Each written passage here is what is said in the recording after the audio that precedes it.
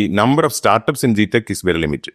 And many of our member companies and non-member companies have recruited from Mulan. Marks definitely are very important, and how best they can address industry problems is the benchmark here.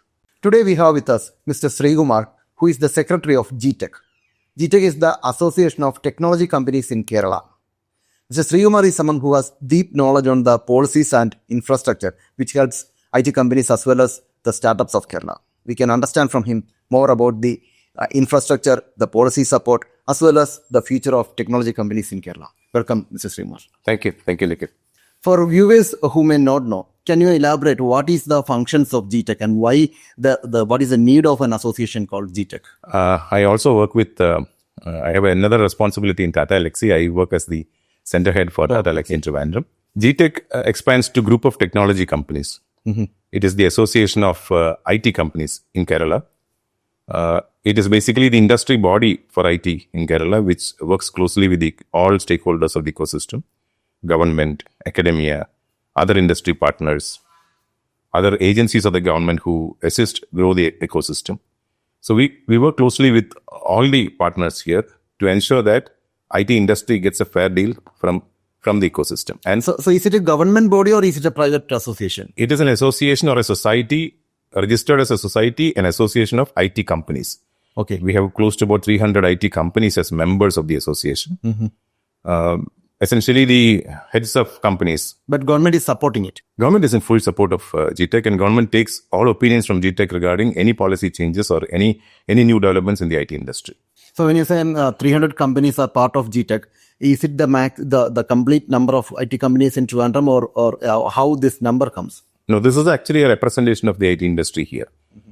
The total number of companies in all the three IT parks of Kerala works out more than 1,500 companies. But this is only a representation of the IT industry. All are not part of GTECH. All are not part of GTECH. But all the major companies, as well as the SMEs and MSMEs, most of them are part of GTECH. We have a fair representation of all sectors from the IT industry. Okay. I was trying to understand why the rest 1,200 are not becoming part of GTECH. Any particular reason for that? There is a particular scrutiny mechanism to enroll members into GTECH. And we actually do not intend to have a massive data membership base in GTECH. GTECH is an IT industry body. So when it represents the industry, it needs to have a sufficient number of membership. That's all.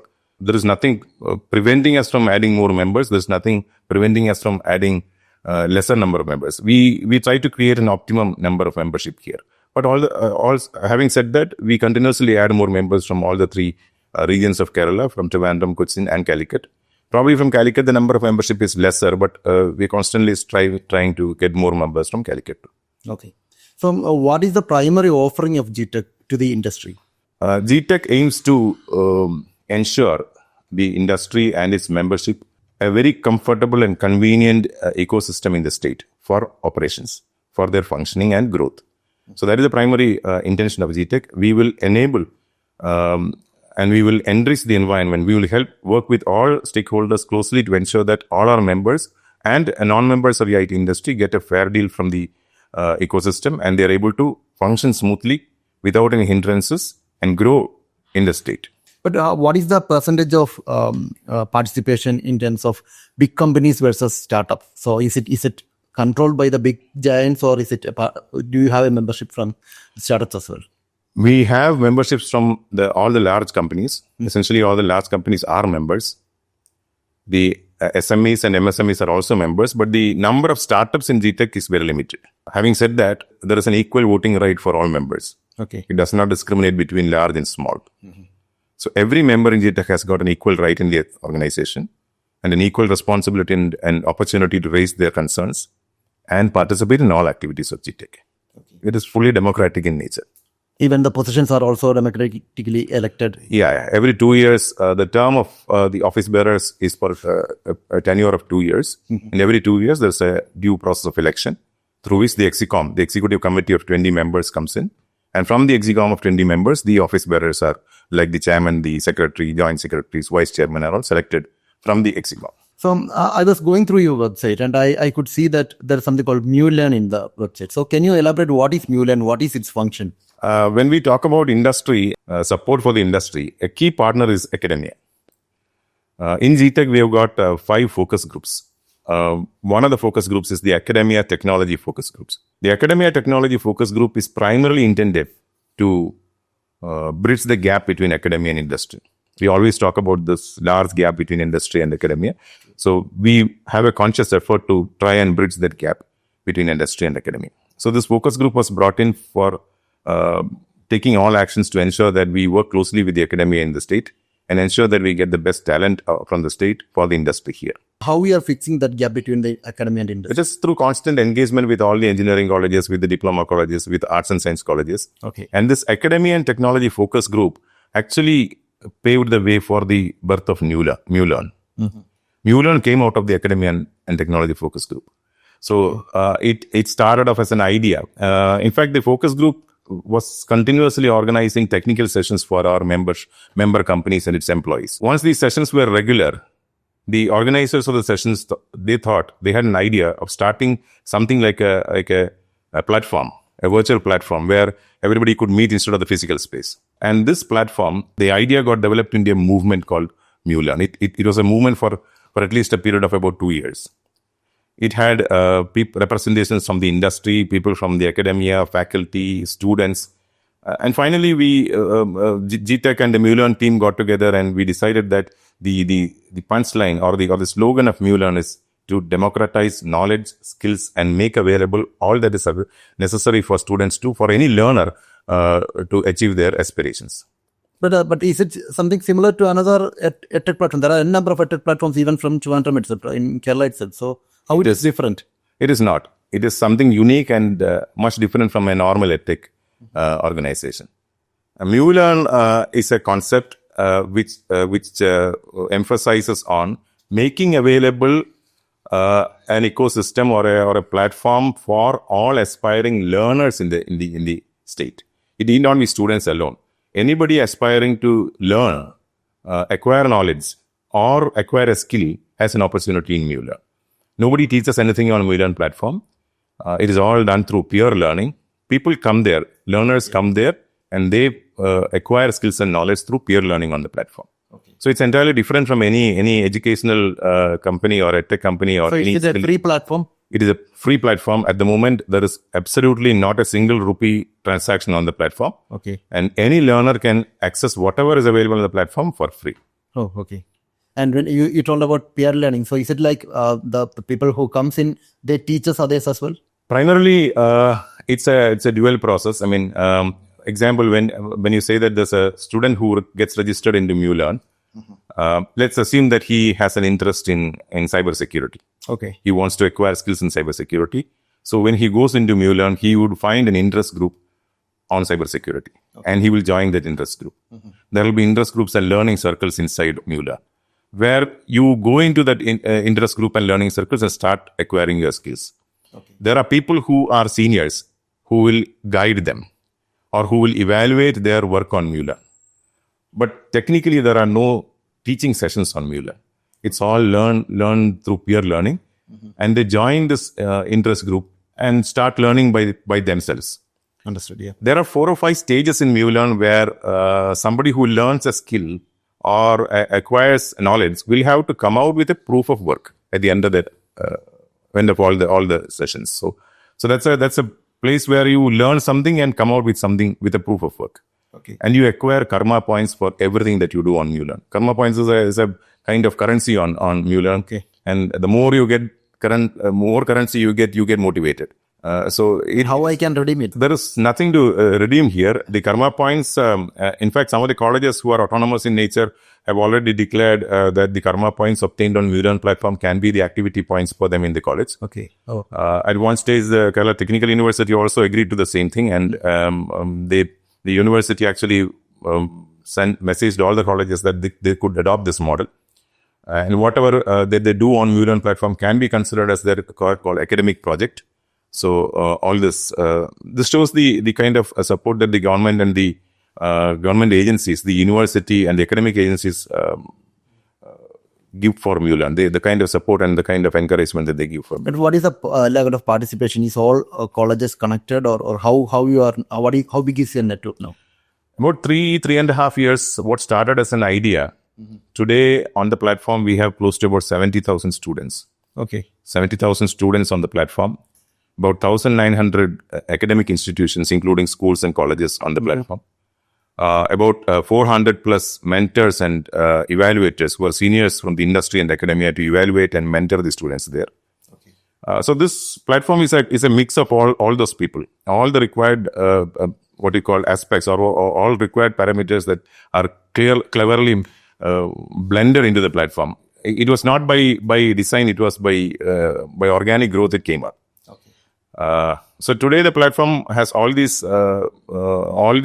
elements which are essentially required to nurture young talent is there available on the platform, which is free for all the students. Okay. So for the new mentors and for the new academies to come in, it's also possible. It's open, right?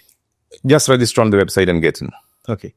What is the next milestone plan for MuLearn? MuLearn is now growing beyond its intended initial capabilities. So. Very interesting new events are happening on MuLearn. New ideas are again coming in. So MuLearn has to go to its next phase now. Okay. Even recruitment is happening through MuLearn. Oh, okay. Recruitment activity on MuLearn is called Launchpad, which defies all conventional recruitment practices. We don't have a written test, an aptitude test, or a technical test to gauge the candidate. Okay. Candidates are given candidates who are selected for recruitment on MuLearn for the Launchpad program are given real life industry problem statements, which they have to attempt in groups, just the way you do it in a company. Okay. It is not about exams with closed books. No, they are given real industry problems to handle, and how they address these problems and come up with solutions is the benchmark for their selection. Okay. So it is a real time, what you call the most convincing kind of test to prove their skills. It's all about skills. It's all about skills more than your academic grades and marks. It's been happening through your platform now. Yes, it's been happening for the last 2 years. Okay. And many of our member companies and non-member companies have recruited from MuLearn. Okay. And they get the right kind of candidates. It's not about the marks that you score in your exam. It's more than marks. Marks definitely are very important, but more than marks, the skills that they've acquired and how best they can address industry problems is the benchmark here. Okay, that's a great news. That's a unique idea of True. You said the platform is free now. So how you are managing the commercials? Is it supported by GTECH or other member companies? How you are managing it? Yes, member companies actually contribute a lot towards MuLearn. In fact, all the operational aspects of MuLearn are managed by different member companies on a voluntary basis.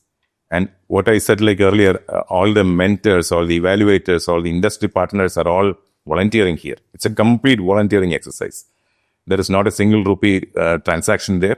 And for the effective functioning of MuLearn, our membership is actively participating and offering their voluntary support. But there will be some cost involved, right?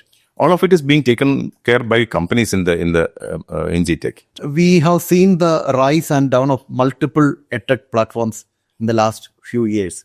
So one of the biggest negative trend what we have seen is the drop of students after some point, especially when the AI platforms are there, knowledge is in their fingertips. So many are not going to the new edtech platforms or existing edtech platforms, and the trend is there. So how you manage to maintain this 70,000 plus learners or the interest group members within your platform? What is your plan on that? So the idea itself is different because there is no compulsion to any student, for any student. Mm-hmm. He or she comes into the platform looking for an area where he has got interest. Suppose he has interest in movies. There will be an interest group on movies. He has an interest in music. There will be an interest group in music. Music and movies are today technology field.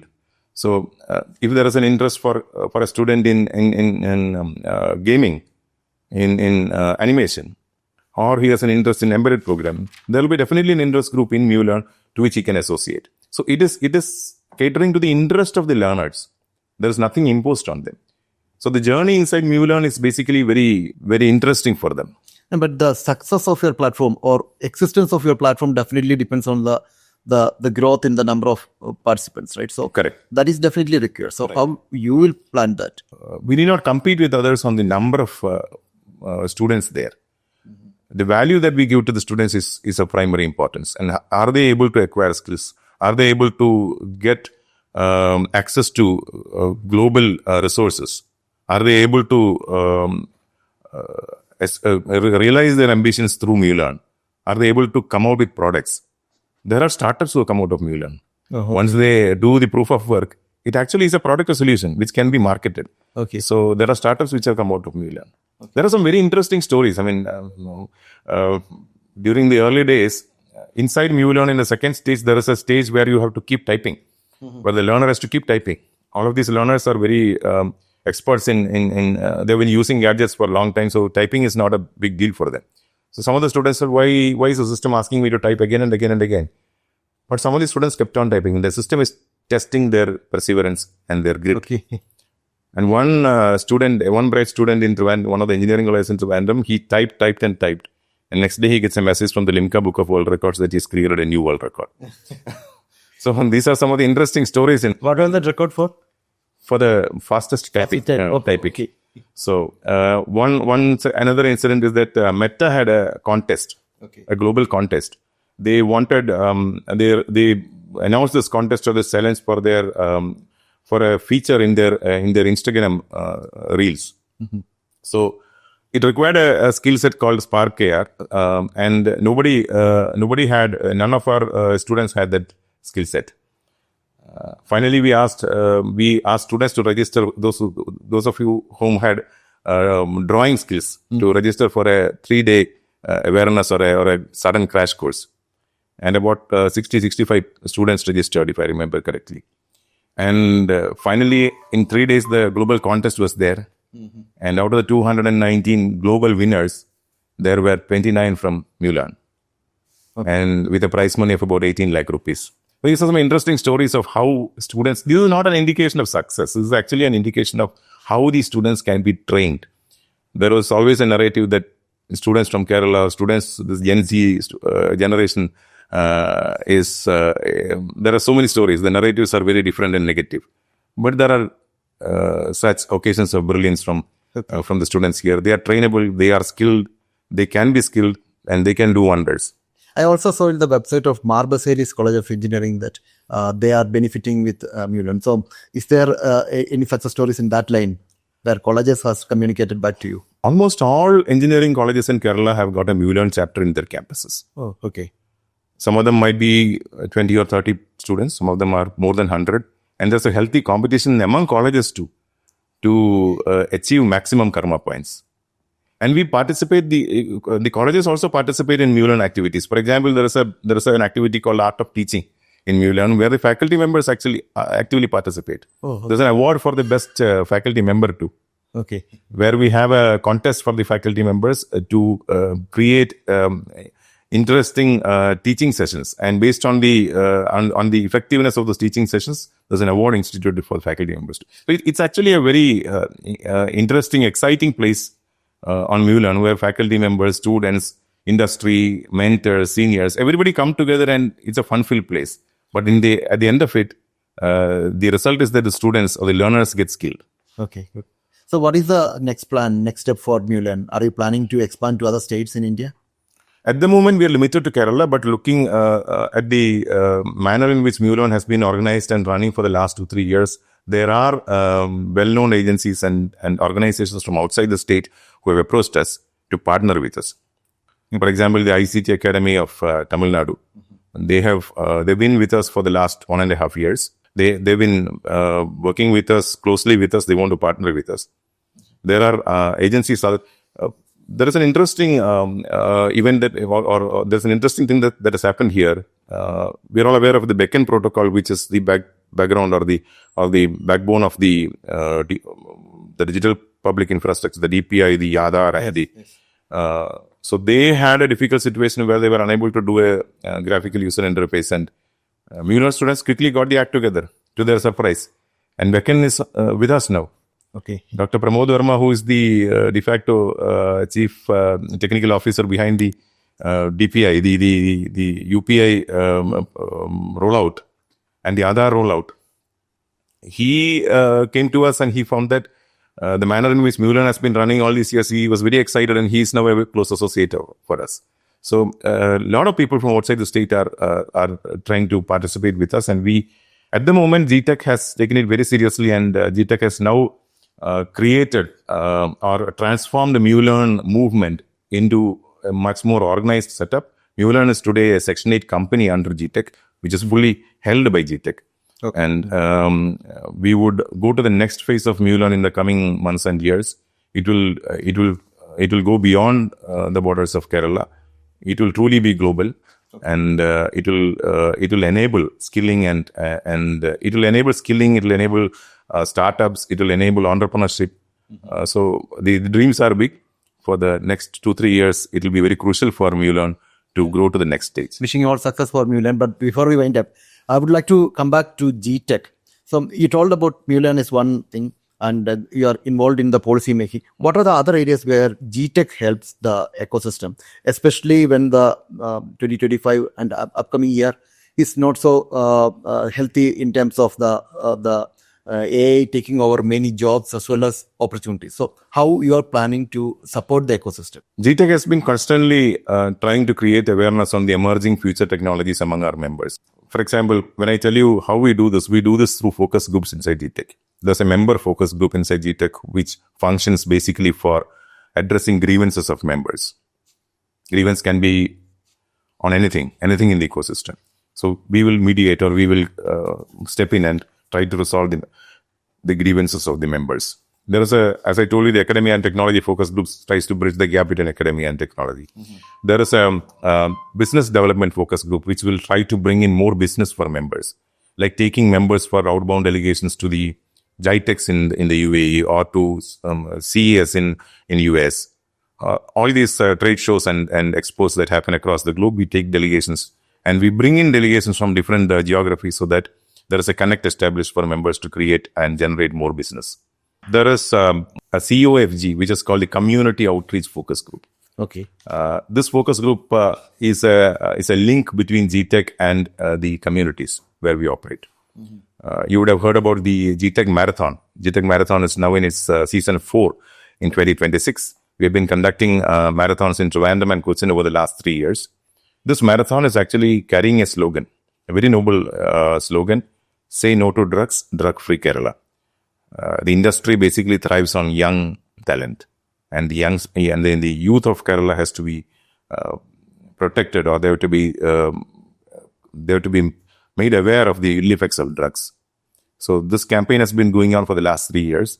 First, we conducted a marathon in Trivandrum. Trivandrum never has been known for any runs or marathon, but surprisingly, we got about 3,600 runners in our first attempt itself. Okay.